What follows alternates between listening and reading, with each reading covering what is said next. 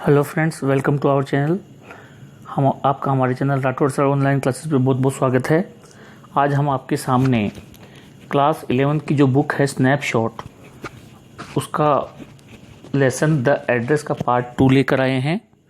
तो चलिए शुरू करते हैं। देखिए, पिछले पार्ट में हमने पढ़ा था कि ये एक स्टोरी है जो पोस्ट और प्री वार टाइम पे लिखी गई है, वर्ल्ड वार के समय लिखी गई है। इसमें एक ज्यू लड़की रहती है, उसकी जो माँ है वो काफ़ी अमीर रहती है, उनका नाम मिसेज एस होता है। और उसमें हमने ये देखा था कि वो जो लड़की मिसेज जो एस है वो एक रिच लेडी होती हैं, और एक यहूदी होने के कारण जब वर्ल्ड वार होता है तो उन्हें अपना घर बार छोड़ के जाना पड़ता है। और तो वो किसी कोई मिसेस डॉर्लिंग रहती है, उसको वो अपना सारा सामान दे देती हैं। तो उसमें काफ़ी वैल्यूएबल आइटम्स भी रहते हैं। फिर जब युद्ध समाप्त हो जाता है तो उनकी जो बेटी है, मिसेस एस की जो बेटी है और जो हमारी लेखिका हैं, वो उस सामान को वापस लेने के लिए जाती हैं। तो वो जो लेडी रहती है वो उनको पहचानने से इनकार कर देती है और उनको मिलने से भी मना कर देती है और उसके मुंह पे ही दरवाज़ा बंद कर देती है। अब इसके बाद में क्या होता है ये हम इस वीडियो में देखेंगे। तो सबसे पहले तो मैं आपको बहुत बहुत धन्यवाद देना चाहूँगा कि आप हमारे चैनल पे आए, और अगर आपको वीडियो पसंद आए तो आप हमारी वीडियो को लाइक कीजिए और जिस टॉपिक पे आपको वीडियो बनवाना है उस टॉपिक का नाम बताइए और हमारे चैनल को सब्सक्राइब कीजिए। तो चलिए शुरू करते हैं। तो ये हमारे द एड्रेस का सेकेंड पार्ट है। तो चलिए शुरू करते हैं। तो हमने देखा था कि जब मिसेस डॉर्लिंग ने, जो मार्कोनी स्ट्रीट में रहती थी, उसने लेखिका को, जो हमारी प्रोटोगनिस्ट है, उसको पहचानने से इनकार कर दिया और दरवाज़ा बंद कर दिया। और दरवाज़ा इस हिसाब से बंद किया ताकि पीछे घर के और जो लोग हैं उनको पता न चले। तभी वहाँ क्या होता है कि the curtain in the front of the bay window moved, कि बे विंडो का जो पर्दा होता है वो थोड़ा सा हिलता है। अब ये बे विंडो क्या होती है कि देखिए, घर के जब एक तो होती है विंडो और एक होती है बे विंडो। तो घर से बाहर एक पोर्शन बालकनी निकली हुई होती है, उस बालकनी के अंदर जो विंडो होती है उस विंडो को बे विंडो कहा जाता है। तो देखिए, इसके मैंने पिक्चर भी लगाए हैं। ये देखिए, ये है बे विंडो की पिक्चर। तो the curtain in the front of the bay window moved, तो बे विंडो के जो फ्रंट जो कर्टन लगा हुआ था सामने का वो थोड़ा सा हिलता है। समवन स्टेयर्ड एट मी, और उस पर्दे से होकर कोई मुझे घूर के देखता है। And would then have asked what I wanted, और वो ये पूछती है कि मैं क्या चाहती हूँ। तो ऐसा ही कुछ उसने पूछा होगा। ओ नथिंग, अरे कुछ नहीं। The woman would have said, और उस महिला ने यही कहा होगा। इट वॉज नथिंग, ऐसा कुछ भी नहीं। I looked at the name plate again. अब जो हमारी लेखिका है, जो हमारी प्रोटोगनिस्ट है, उसको ये डाउट होता है कहीं मैं गलत घर में तो नहीं आ गई। तो वापस उस नेम प्लेट को देखती है जिस पे लिखा हुआ होता है Darling 46 Markovnikov street. Darling it said in black letters on white enamel. Black letters में सफ़ेद रंग के कलर के ऊपर डॉर्लिंग उसके ऊपर लिखा हुआ था। जो सरनेम था उस मिसेस डॉर्लिंग का, वो उसके ऊपर लिखा हुआ था। एंड ऑन द जैम, अब ये जैम क्या होता है, देखिए आपने घर के दरवाजे की चौखट देखी होगी। तो चौखट के जो ऊपर का जो पोर्शन होता है, ये जो पोर्शन है, इस पोर्शन को जैम कहा जाता है। कि and on the jam a bit higher, and on the jam a bit higher the number 46, उसके ऊपर नंबर कितना लिखा हुआ था, नंबर 46 लिखा हुआ था। As I walk slowly back to the station. अब भाई उस महिला ने तो उसको पहचानने से इनकार कर दिया, तो क्या किया जा सकता था। तो वो क्या हुआ कि वापस स्टेशन के लिए रवाना हो गई। तो as I walk slowly back to the station I thought about my mother, तो मैंने उस वक्त अपनी माँ के बारे में सोचा। Who had given me the address years ago, जिसने मुझे ये एड्रेस दिया था कई सालों पहले।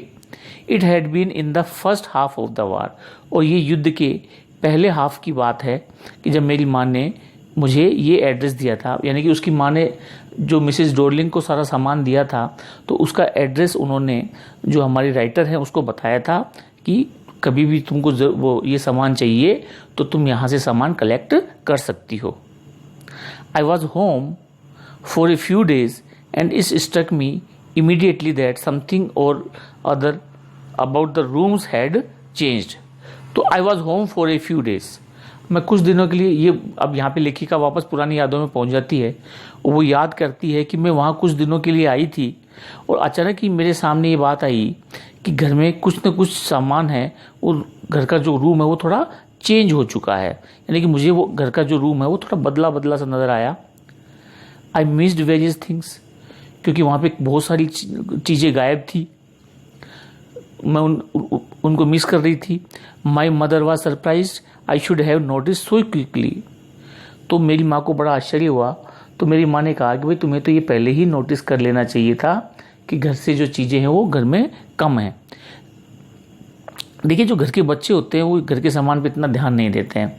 तो यहाँ पे जब लेखिका को अचानक थोड़ा रूम में थोड़ा चेंजेस आया तो उसकी माँ ने बताया कि बेटा तुमको तो ये पहले ही नोटिस कर लेना चाहिए था। Then she told me about Mrs Darling. तब उन्होंने मुझे मिसेस डॉर्लिंग के बारे में बताया। I had never heard of her but apparently she was an old acquaintance of my mother.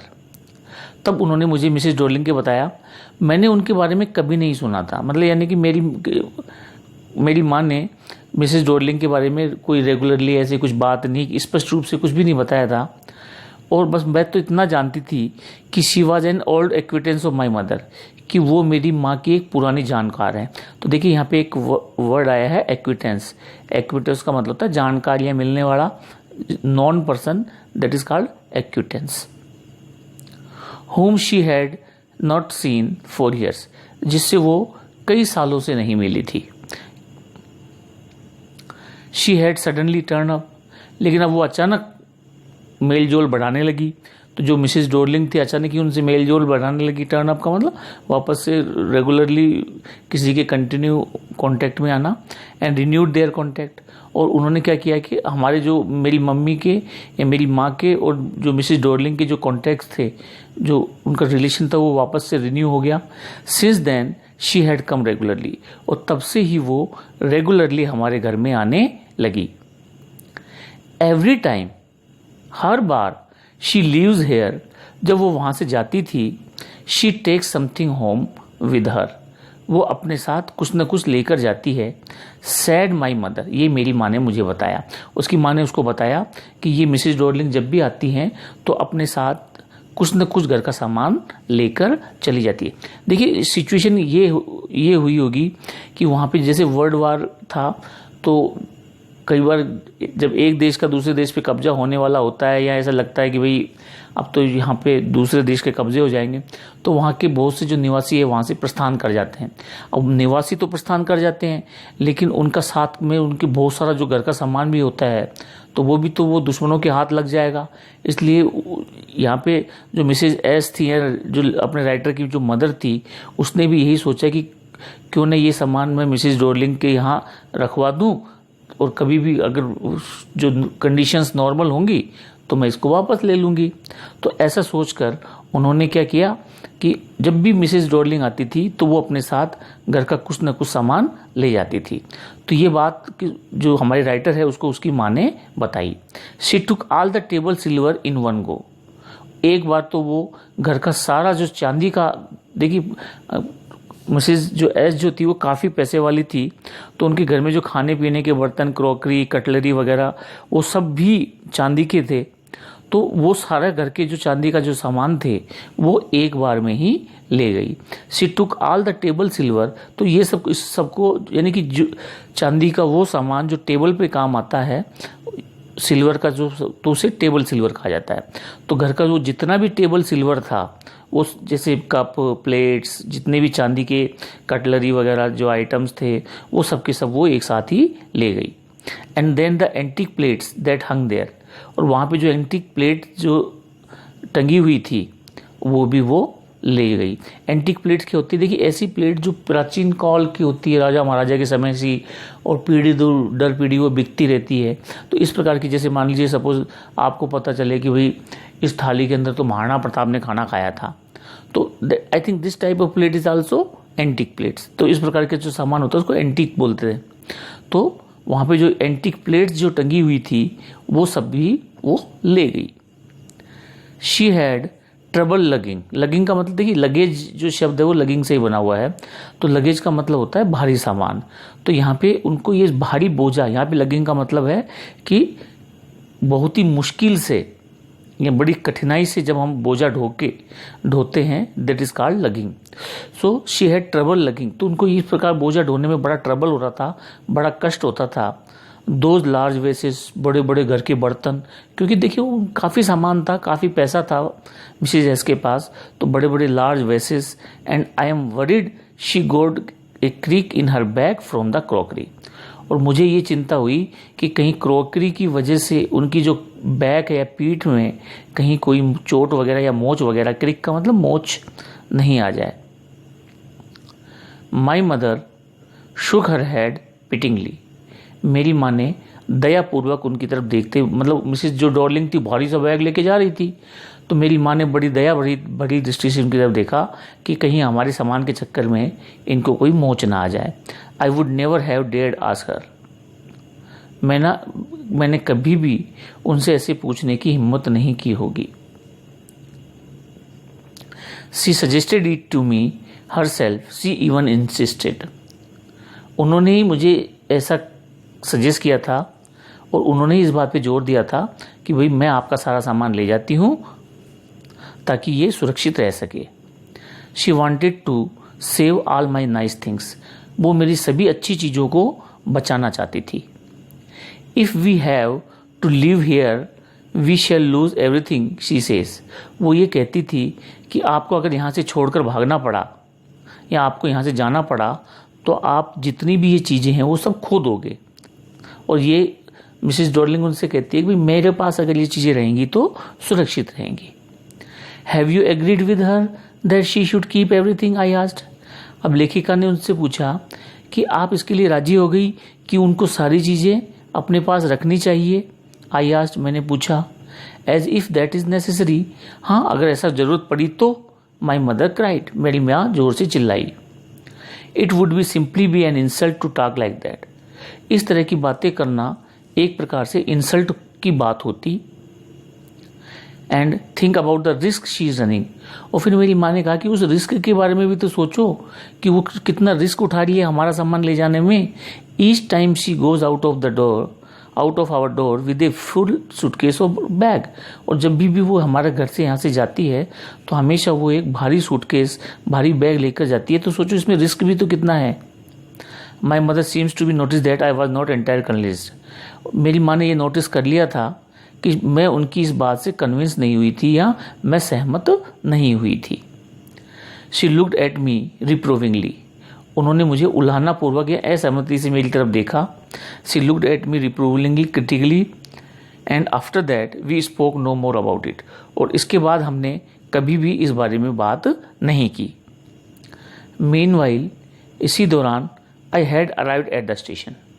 तो ये यहाँ पे देखिए जो हमारी लेखिका है, जो हमारी राइटर है, वो ये पूरी बातें सोचते सोचते जा रही थी और अब वो स्टेशन की तरफ जा रही थी। तो अब स्टेशन आ चुका था। Without having paid much attention two things on the way. और जो रास्ते में देखिए वो जो शहर था वो लेखिका का बचपन वाला शहर था, उसने वहाँ बचपन गुजारा था। तो उसने अपने आसपास की गलियों पर उन पर ज़्यादा ध्यान नहीं दिया। क्यों नहीं दिया देखिए आगे कि I was walking in A familiar places. मैं उन्हें जाने पहचाने रास्तों पर चल रही थी। Again for the first time, पहली बार, सिंस द वार, जब से युद्ध हुआ था तब से मैं इन जाने पहचाने जो रास्तों पर पहली बार चल रही थी, यानी युद्ध के बाद मैं पहली बार यहाँ आई थी। But I did not want to go further than was necessary. लेकिन मैं अब इससे आगे नहीं जाना चाहती थी, यानी कि क्योंकि ये सब चीज़ें मेरे लिए आवश्यक नहीं थी, क्योंकि मेरे लिए अब ये चीज़ें सब एक पुराने समय की बात हो चुकी थी। I did not want to upset myself. क्यों हो चुकी थी? क्यों नहीं देखना चाहती थी? कि मैं खुद को अपसेट नहीं करना चाहती थी, मतलब पुरानी यादों में अपने आप को लौटाकर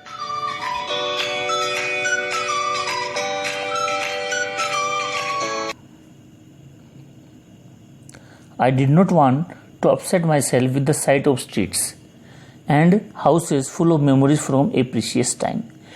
मैं अपने आप को अपने कीमती समय की यादों से, उन गलियों से, उन घरों से जो मेरी यादों में बसे हुए थे, उस दृश्य को देखकर अपने आप को अपसेट नहीं करना चाहती थी। और लेखिका खुद उस दृश्य से बचना चाहती थी। इन द ट्रेन बैक, और जब रास्ते में जब मैं वापस जा रही थी, I saw Mrs Darling in front of me again as I had the first time I met her. तो वो वापस उन्हीं पुरानी यादों में खो जाती है जब उसने मिसेस डॉर्लिंग को अपनी यादों में देखा था, वो जब उनसे पहली बार मिली थी। हमारी जो राइटर है उनको वो वक्त याद आता है जब वो पहली बार मिसेस डॉर्लिंग से मिली थी। इट वॉज द मॉर्निंग, ये सुबह का समय था। It was the morning after the day my mother had told me about her, यानी कि जिस दिन मेरी माँ ने मुझे मिसेस डॉर्लिंग के बारे में बताया था, उसके दूसरे दिन सुबह की बात है। I had got up late, मैं उस दिन थोड़ा लेट उठी थी। एंड कमिंग डाउन स्टेयर, और मैं सीढ़ियों से नीचे आ रही थी।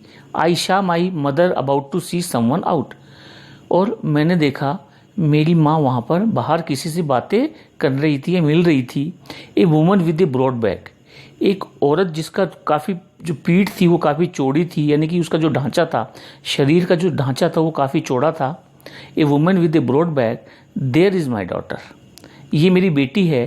सैड माई मदर, मेरी माँ ने कहा था। शी बेकॉन्ड, उसने मेरी तरफ इशारा किया। टू मी, उसने मेरी तरफ इशारा किया। द वुमन नोडेड, और वो जो महिला जो थी, जो मिसेस जो डॉर्लिंग थी, उसने नोडेड का मतलब सिर हिलाया। And picked up the suitcase under the coat rack, और कोट रैक के नीचे रखे हुए सूटकेस को उठाया। अभी कोट रैक क्या होता है कि देखिए, फॉरेन में आपको पता है कि भाई बरसात और बर्फबारी का काम कुछ ज़्यादा ही रहता है विदेशों में। तो वहाँ क्या होता है कि हर व्यक्ति को कोट पहनना पड़ता है, ओवरकोट पहनना पड़ता है। तो वो उस ओवरकोट को टांगने के लिए एक रैक बनाते हैं, उसे ही कोट रैक कहा जाता है। तो ये देखिए, ये पिक्चर है, ये अभी देखिए जगह जगह पर कोटों को टांगा जा सकता है। तो this is called coat rack. तो उसने क्या किया, कोट रैक के नीचे एक सूटकेस रखा हुआ था, उस सूटकेस को उठाया। शी वोर ए ब्राउन कोट, उसने एक ब्राउन कलर का कोट पहना। एंड ए शेपलेस हैट, और एक बिना कोई प्रॉपर शेप का एक हैट था, उसको पहना। Does she live far away, क्या वो ये दूर रहती हैं? आई आस्क्ड, मैंने पूछा था, मैंने अपनी माँ से ये पूछा था कि माँ क्या ये दूर रहती हैं? Seeing the difficulty she had going out of the house with the heavy case, क्योंकि उनको एक भारी बक्से को लेकर जाने में बड़ी तकलीफ़ हो रही थी, इसलिए मैंने मेरी माँ से ये पूछा कि क्या माँ ये दूर रहती हैं? इन मार्कोनी स्ट्रीट, तो मेरी माँ ने क्या जवाब दिया था कि वो मार्कोनी स्ट्रीट में रहती हैं। सैड माई मदर, मेरी माँ ने कहा। नंबर 46, और माँ ने मकान का नंबर कितना बताया? 46। रिमेंबर दैट, ये याद रखना, क्योंकि उसको माँ को पता था कि हो सकता है बेटी को कभी इन चीज़ों की ज़रूरत पड़े। तो उसकी माँ ने उसका जो एड्रेस भी बता दिया था, मार्कोनी स्ट्रीट में मकान number 46। I had remembered it, और मुझे तो ये अच्छे से याद हो चुका था। But I had waited a long time to go there, लेकिन मैंने वहाँ जाने के लिए एक बहुत लंबे समय का इंतज़ार किया, यानी कि काफ़ी लंबे समय तक युद्ध चला, और युद्ध के बाद वो काफ़ी लंबे समय तक जा नहीं पाई। तो यहाँ पे हमारी जो राइटर ये कह रही हैं कि मैंने वहाँ पहुँचने का बहुत लंबे समय तक इंतज़ार किया। इनिशियली आफ्टर द लिबरेशन, आज़ादी के बाद मैंने इनिशियली स्टार्टिंग एक after liberation, I was absolutely not interested in all that stored stuff, यानी कि भाई शुरू में तो क्या हुआ कि जब आज़ादी प्राप्त हो गई या देश आज़ाद हो गया, तो शुरू में तो मैं पूर्ण रूप से इस सामान को में मुझे कोई स्टफ़ का मतलब सामान में मुझे कोई इंटरेस्ट नहीं था, यानी कि मैं उस सामान को वापस लाना नहीं चाहती थी। And naturally I was also rather afraid of it, और नेचुरली देखिए उसकी युद्ध की और उसकी माँ की यादें कुछ इतनी बुरी यादें थी कि वापस वो उस यादों के संपर्क में नहीं आना चाहती थी। And naturally I was rather afraid of it, मैं इससे कुछ ज़्यादा ही डरती थी, यानी कि पुरानी यादों से बहुत ज़्यादा डरती थी। अफ्रेड ऑफ बीइंग कन्फ्रंटेड, मुझे क्या डर था कि मेरा सामना वापस उन्हीं चीज़ों से होगा that has belong to a connection that no longer existed. मेरा सामना उन यादों से होगा या उन चीज़ों से होगा जो उन व्यक्तियों से संबंधित रखती हैं जिनका अभी कोई अस्तित्व ये नहीं है। क्योंकि ये सब चीज़ें जो हमारी राइटर है उसकी माँ की थी, माँ मौजूद नहीं थी, तो उसे लगता था कि अगर मैं इन माँ की जो चीज़ों को मैं दोबारा देखूंगी तो हो सकता है मुझे मेरी माँ की बहुत याद सताने लगे। Which were hidden away covered and boxes, तो वो उस सामान से हमेशा डरा करती थी जो छुपा हुआ था इन कबर्ड्स, अलमारियों में, एंड बॉक्सेस और बक्सों में, एंड वेटिंग इन वेन, और वेटिंग इन वेन, वो व्यर्थ में ही वो हमारा इंतज़ार कर रहा था, until they were put back in their plates again, और जब तक वो सामान हमारा इंतज़ार करता रहेगा जब तक कि हम उसको वापस उसके स्थान पर नहीं रख देते हैं।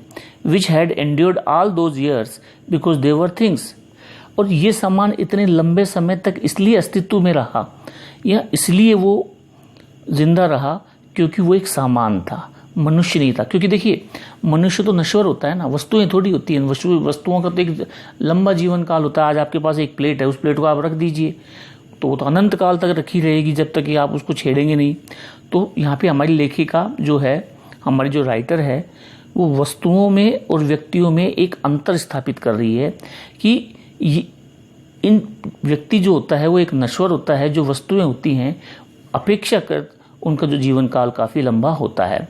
क्योंकि वो यहाँ पे हमारी लेखिका ये कह रही है क्योंकि वो एक लंबे सालों तक रही, बहुत उनका अस्तित्व लंबे समय तक रहा क्योंकि दे वर थिंग्स। और उसकी माँ जो थी वो एक थिंग नहीं थी, इसलिए वो चली गई।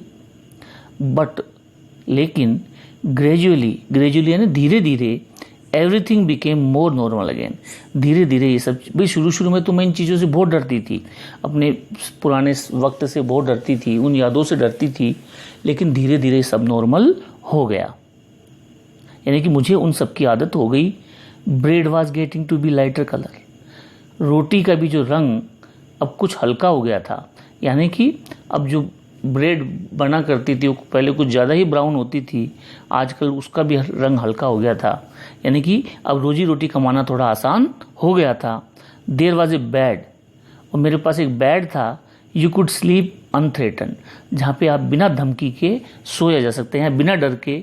क्योंकि देखिए जब युद्ध चल रहा था तो रात को सोते समय भी एक खतरा महसूस होता था, लेकिन अब देश आज़ाद होने के बाद एक बिना किसी डर के सोया जा सकता था।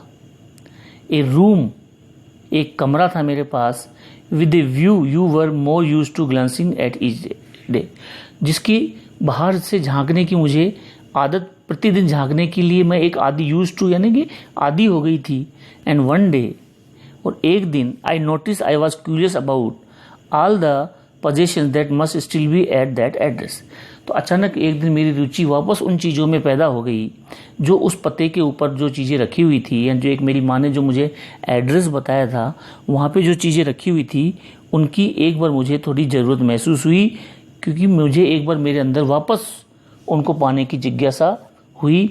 आई वॉन्टेड टू सी देम, क्यों? क्योंकि वो मेरी माँ से रिलेटेड थी।